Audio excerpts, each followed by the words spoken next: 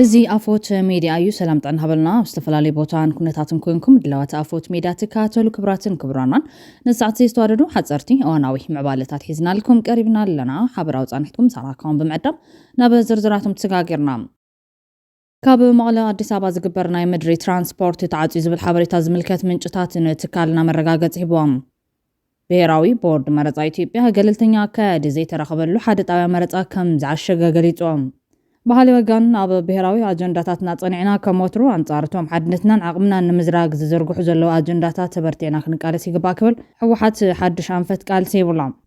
ኣብ መንጎል ዓልወት ሰበስልጣን በልጽግና ከቢድ ጎንፅን ምግማዕን ከም ዘጋጠመ እውን እናተሓበረ እዩ ብዝርዝር ክድህሰስ እዮም ቀዳማይ ሚኒስትር ኣብይ ኣሕመድ ነዳዲ ብቁጠባን ንመሰረታዊ ነገራትን ጥራሕ ንክውዕል ተሓሳሲቡሎ ነዚኣቶም ካልኦት ኣገደስቲ ምዕባለታትን ዝጥምት ጸብጻብ ኣፎት ሚድያ ሰዓት እንሆ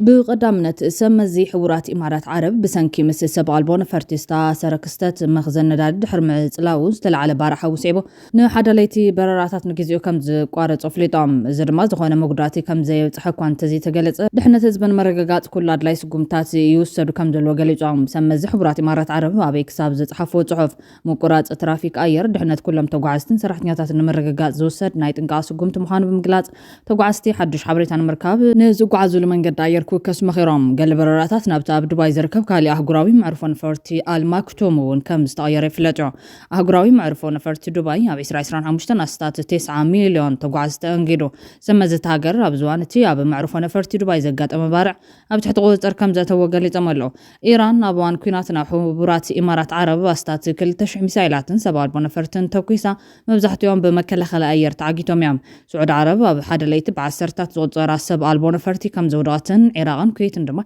حدش متقعتي كم زقات من قليت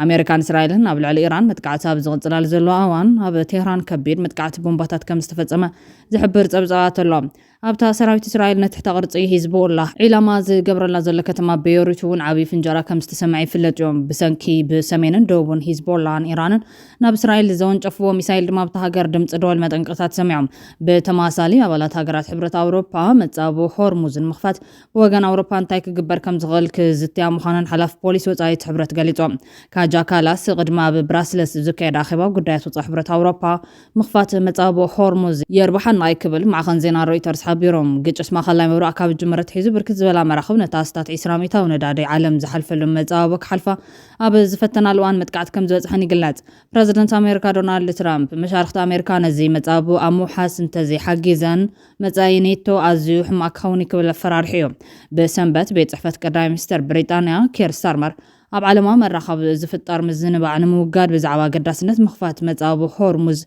مس ترامب كم زت تزراربه قالت الله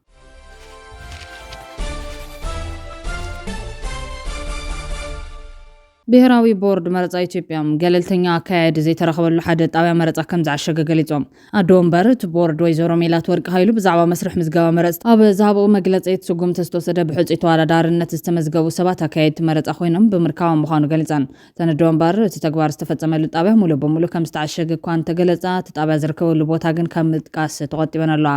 ንመራጽነት ይኹን ተመራጽነት ምምዝጋብ ወይ ዘይምምዝጋብ ዲሞክራሲያዊ መሰል ዜጋታት እንትኾነ እኳ ነዚ ዝገሃሱ ዘይሕጋዊ ተግባራት ጥሙን ከሎት ቦርድ ስንስርዓታዊ ግስታትን ክእረሙ ስጉምቲ ከም ዝወስድ ተዛሪባን በተወሳኺ ንመራጽነት ዝተመዝገቡ ውልቀ ሰባት ካርድ መራጽቲ ፎቶ ምስኣለን ሽሞም መዝጊብካ መሓዘን ዝመሳሰሉ ዝተጋግዩ ኣሰራርሓታትን ክእረሙ ከም ዝገበረት ቦርድ ገሊጾም እዚ ተግባር ቅድም ክብል ይረአ ካብ ዝነበረ ቤት ንቤት እናዘርካ ካርዲ መረጻ ውሰድ በመዋል ጸቕጢ ናይ ምግባር ተግባር ኣካል ምዃኑ ተን ሓላፊት መብረየባን ኣዶ እምበር እቲ ቦርድ ወይዘሮ ሜላት ወርቂ ኣብ እዋን ምዝገባ መረጽቲ መለለይ ፋይዳ አይዲ ይሕተት እዩ ብዛዕባ ዝብልን ዝቐርበልን ሕቶ ብዝሃቦ መልሲ ብኦንላይን ዝካየድ ምዝገባ መለለይ ፋይዳ ግዴታ እንትኾነ እኳ ብኣካል ንዝምዝገቡ ዜጋታት ግን መለለይ ነባርነት ወይ ድማ ምስክር እኹል ኢለን መለለይ ፋይዳ እንተዚሃሉ መረጽቲ ኣይኒ ምዝግብን ዝብሉ ጣብያታት መረጻ እውን ዝተጋገየ ኣሰራርሖኦም ንክርሙ ተሓሳሲባን ኣብቲ ብኦንላይን ዝካየድ ምዝገባ ዝረአ ዘሎ ናይ ሲስተም ምቁራጽ ጸገም ንምፍታሕ ጻዕሪ ግበር ከም ዘሎ ዘፍለጠት ቦርድ ንሻውዓይ ሓፈሻዊ መረፃ ክሳብ ሕዚ ካብ 9,36,000 ንላዕሊ ዜጋታት ከም ዝተመዝገቡ ገሊፆም። ብሓፈሻ ካብ ዘለዉ 52,773 ጣብያታት መረፃ ኣብ 6,395 ጣብያታት ክሳብ ሕዚ ምዝገባ መረፅቲ ከም ዘይተጀመረ እቲ ቦርድ መግለፂ ኣፍሊጦም። ቦርድ መረፃ ኢትዮጵያ ዘከራኽሩ ከባቢታት ዝበሎም ከባቢታት ምዕራብን ደቡብ ትግራይን ዝምልከት ኣብ ዘውፅኦ ዝሓለፈ መግለፂ ድማ ኣብ ትግራይ ዓብዪ ቁጣዕ ፈጢሩ ምቕናይ ይዝከር።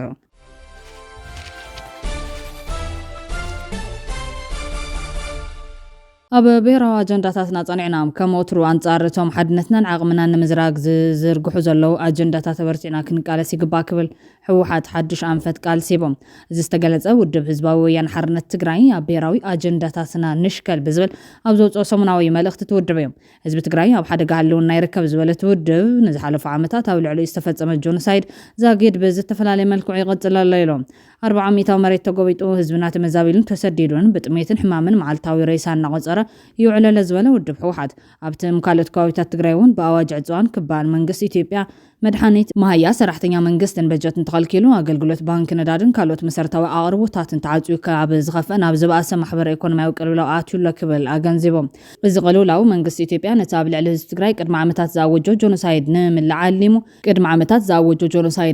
ዓሊሙ ዝፍፅሞ ዘሎ ኮይኑ ብኻሊእ ዞሩ ደማዊ ኩናት ምፍፃም ድማ ዙርያ መለሽ ትግራይ ሰራዊቱ ነፅዋሩ ነኽቲቱ ይርከብ ክብል እቲ ውድብ ኣብ ሰሙናዊ መልእኽቶም መላኺቶም። ህዝቢ ትግራይ ኮነ መሪሕ ውድብ ሕወሓት ብመሰረት ስምዕ ፕሪቶርያ ሕገ መንግስታዊ ላዕላዊ መሬት ትግራይ ሓራክ ወፅን ዝተመዛበሉን ዝተሰደዱን ወገናትና ድሕነቶም ተሓልዩ ናብ መረበቶም ክምለሱ ኣብ ትሕቲ ወረርቲ ዝሳቀዩ ዘለዉ ወገናትና ሓራክ ወፁ ተነቢሮም ዘለዉ ኢሰብኣዊ ክልከላታት ክለዓሉ ካብ ዝሓሊፉ ድማ ዝግበር ዘሎ ወታደራዊ ተሃዲድ ጠጠው ኢሉ ኣፈላልያት ፖለቲካዊ ዘተክፍትሑ ተደጋጋሚ ፃውዒት ተቐሪቦም እዮም። ዝኾነ ግን መንግስቲ ኢትዮጵያ ነዚ ፃውዒት እዚ ነፂጉ ህዝብና ኣብ ናይ ህልውና ሓደጋ ሸሚምዎ ኣሎ። ህዝብና ኣብ ከምዚ ዝበለ ናይ ህልውና ሓደጋ ኣብ ዘለሉ እዋን ቀልቡ ካብ ተቐንድዋኒኑ ንምስሓት ድማ ካብ ውሽጥን ደገን ዝተዋደዱን ተኸታተልትን መደናገርቲ ኣጀንዳታት ይዝርግሑሎም። እዞም ኣጀንዳታት ብዋናነቱ ነቲ ዓብዪ ናይ ኣጀንዳ ትልሚ መፈፀምቲ ኮይኖም ዝቐርብ ዘለዉ ኮይኖም ሓድነት ህዝብና ከፋፊልካ ትካላት ብምፍራስ ንዝመፁ ሓደጋ ዘይምክት ብቱን ህዝቢ ንምግባር ኮነ ተባሂሉ ብቐመር ዝንዝሑ ዘለዉ እዮም። ካብ ንሕገ መንግስታዊ ላዕላዊ መሬት ትግራይ ዝቆራርስ ውሳነ መንግስቲ ኢትዮጵያ ስዒቡ ዝረኣናዮም ተኸታተልቲ ድራማታት ክሳብ ኣብ ሰሙን ዓቕምታት መኸተና ንምብታን ዝስርሑ ዘለዉ ወፍርታት ፀረግቲ መንገዲ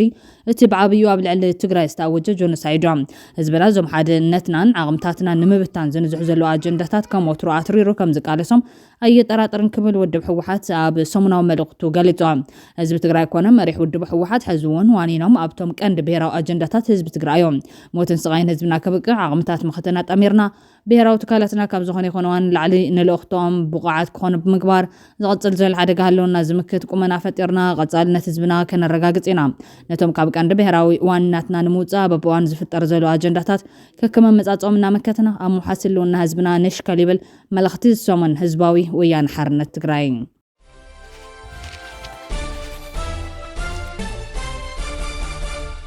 ቀዳማይ ሚኒስትር አብይ አሕመድ ነዳዲ ብቁጠባን ንመሰረታዊ ነገራትን ጥራሕ ንክውዕል ተሓሳሲቦም። ቀዳማይ ሚኒስትር ኢትዮጵያ አብይ አሕመድ መበል 16 መዓልቱ ዝሓዘ ኣብ ማእኸላይ ምብራቅ ዝካየድ ዘሎ ኩናት ስዒቡ ነዳዲ ብቁጠባ ክንጥቀም ይግባእ ክብል ተሓሳሲቦም። ቀዳማይ ሚኒስትር ብማሕበራዊ መራኸቢ ኣብ ዝሓለፉ መልእኽቲ ነዳዲ ገዚአን ዝጥቀማ ሃገራት ከም ዝተጸገማ ብምግላጽ ብቁጠባን ንመሰረታዊ ነገራትን ቀዳምነት ማብ ኣገዳሲ ኢሎም። ኣብ ዝሓለፈ ሰሙን ሚኒስትር ገንዘብ ኣሕመድ ሸዴ ምትጉጓል ለሰንሰለት ቀረብ ነዳዲ ክሳብ ክንደይ እዋን ከም ዝጸንሕ ስለዘይፍለጥ ሕብረተሰብን ትካላት ነዳድን ብልዑል ቁጠባን ክጥቀሙ ተሓሳሲቡ ነይሩ። ብምኽንያት ኩናት ዝተራእየ ወሰኺ ዋጋ ዘስግእ ብማል ዝገለጹት ሚኒስትር መንግስቲ ኣብ ቀረባ ተወሳኺ ስጉምታት ቁጠባ ነዳዲ ወግዓዊ ከም ዝገብር ኣፍሊጦም። ኣብይ ኣሕመድ ብወጋኑ ኣከፋፈልቲ ነዳዲ ኮነ ተጠቀምቲ ከምኡውን ናወጣታት ነዳዲ ንመሰረታዊ ኣገልግሎታት ቀዳምነት ክህቡን ብቁጠባ ክጥቀሙ ከም ዘለዎም ተሓሳሲቡ። ኣብ ማእኸላይ ምብራቅ ምስ ኢራን ዝካየድ ዘሎ ኩናት ካብ ዝውላዕ እንድሓር 20 ሚእታዊ ነዳዲ ዓለም ዝሓልፈሉ ወሽመጥ ሆርሙዝ ተጸሊኡ ካብ ዝብሰገር ኣሜሪካ ብልዕሊ ትሕቲ ቅርፂ ነዳዲ ኢራን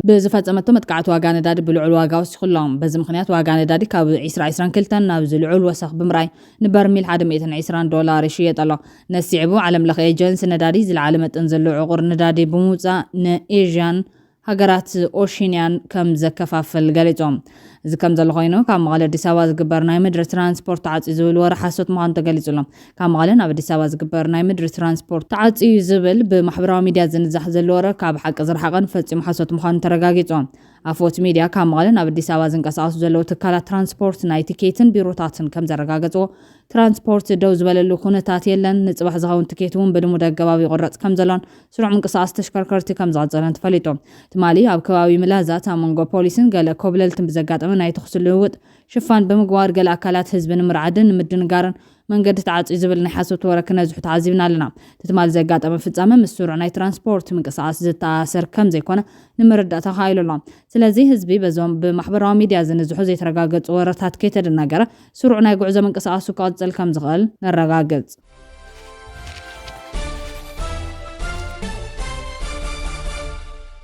ኣብ መንጎ ላዕሎት ሰበስልጣን ብልጽግና ከቢድ ጎንፅን ምግማዕን ከም ዘጋጠም ተሓቢሮም ኢትዮጵያ ተለዋጭ የብላን ክትብል ከንቲባ አዳነች አቤቤ ንመደረቲ ተረፍ መረፍ ክጽረጉ ኣለዎም በማል ዝፍለጥ ዲያቆን ዳንኤል ክብረት ብምቋም ምላሽ ይባ ኣብ እዋን እቲ ጆኖሳይድ ኣብ ኩናት ትግራይ ተረፍ መረፍ ኮይኖም ዝተረፉ ሓዘገን ፈጺሞም ክጽረጉን ክጠፍኡን ዝግብኦም ጻህያයෙන් በማል ንህዝቢ ትግራይ ንምጽናት ዘተባብዕ ናይ ጽልእ ቃላት ዘመሓላለፈ ኣማኻሪ ቀዳማይ ሚኒስተር ዲያቆን ዳንኤል ክብረት ሓዚ ድማ ኣብ ልዕሊ ዲያስፖራ ኢትዮጵያውያን ዘላግጥ መደረ ስሚዖም ዳንኤል ኣብ መደርኡ ኣብ ወጻኢ ዝነብሩ ሰባት ካብ ኢትዮጵያ ዝኾነ ነገር ክሓቱ መሰል የብሎምን መወዳእታ ምስ ሞቱ ስለምንታይ ቅበሩና ኸይብሉ መን ኣብ ዘጽንሐሎም ሃገር መጽኦም ክቕበሩ ዝደልዩ በማል ብድዕ ዝመልኡ ሓሳብ ደርቢዮም እዚ ናይ ዳንኤል ክብረት ዘረባ ኣሜሪካን ደገፍቲ ፋኖ ከም ሰለሞን ቦጋለ ዝበሉ ንፋኖ ትድግፉ ነርኩም ኣብ ግዜ ኩናት ትግራይ ድማ ናይ ጭፍጫፍ ቃላት ትነዝሑ ነርኩም በማል ካብ ሃገራ ከተባረር ምጅማራ ሲዕቦም ንፋኖ ንምቁሽሻሽን ንብልጽግና ንምክልኻልን ዝተሃንደሰ ናይ ፖለቲካ ሽርሕ ምዃኑ ይግለጽ እዮም ነሲዕቡ እታ ትግራይ ንምስኳን ትግራይ ትኽድ ትገንጸል ኢትዮጵያውያን ኣይኮኑን ክውቅዑለዎም ክትብል ጸንሐት ከንቲባ ኣዲስ ኣበባ ወይዘሮ አዳነች አቤቤ ሕዚ ግን ናይ ዲያስፖራ ገንዘብ ንምብላዕን ንፖለቲካዊ ረብሓን ስልቲ ብምቕያር ነቲ ናይ ዳንኤል ክብረት ሓሳብ ብምንኣስ ዜጋታት ናይ ካልእ ሃገር ፓስፖርት እኳ እንተሃልይዎም ሃገርና ኢትዮጵያ እያ ደምና ኢትዮጵያዊ እዩ ንኹላትና ድማ ትምልከተና እያ ንግዚኡ ሰባት ፓስፖርት ረኺቦም እንጀራ ንምብላዕ ዝነብሩላ ሃገር ክትልዎም ትኽእል እያ ግን ኣዲ ሃገሮም ኢትዮጵያ ካብ ኢትዮጵያ ወጻኢ ካልእ ኣዲ ሃገር ክትልዎም ኣይትኽእለን ብፓስፖርት ዝተረኸበ ዜግነት የለን እናበልኩ ግን ኣይኮንኩን ግና ንመላእ ኢትዮጵያውያን እዛ ኢትዮጵያ ተለዋጭ የብላን መቐየር የብላን ነዚ ሃገር ዘጽንሕዋ ድማ እዞም ኣብ ወጻኢ ኮይኖም ለይትን መዓልትን ዝደኽሙላ ዘለዉ ደቃዮም ሃገር ድማ ናይ ደቃያ እምበር ናይ ሒደት ሰባት ጥራሕ ኣይኮነትን ብማል ንዘረባ ዳንኤል ክብረት ምላሽ ይባ ይኹን እምበር እዞም ኩሎም ትማሊ ብልዕሊ ህዝቢ ትግራይ ጆኖሳይድ ክእውጁ ክመኽሩን ክልፍልፉን ዝጸንሑ ጉጅለታት ሕዚ ንረብሓታቶም ክብሉ ዝጥቀሙሉ ዘለዉ ናይ ቃላት ፆታ ፖለቲካዊ ቅዋሞም ክሳብ ክንደይ ዘይርጉዕን ኣብ ደም ህዝቢ ዝተመስረተ ምዃኑ ንጹር መርኣያ እዩ ዳንኤል ክብረትን አዳነች አቤቤን ክልቲኦም ኣብቲ ጆኖሳይዳዊ ኩናት ትግራይ ኢዶም ዝተሓጸቡ ጆኖሳይደር ምዃኖም ታሪኽ ዝምዝገቡ ሓቂ እዮም ክቡራትን ክቡራንን ቤተሰብ ኣፎት ሚድያ ነሳት ዝተዋደዱ ሓጸርቲ እዋናዊ ምዕባለታት ኣቕሪብና ዛዚምና ስለተከታተሉና ለመስገን ላይክ ሼር ሰብስክራይብ ብምግባር ቤተሰብ ኣፎት ሚድያ ኹኑ ሰሰናይ ንምነ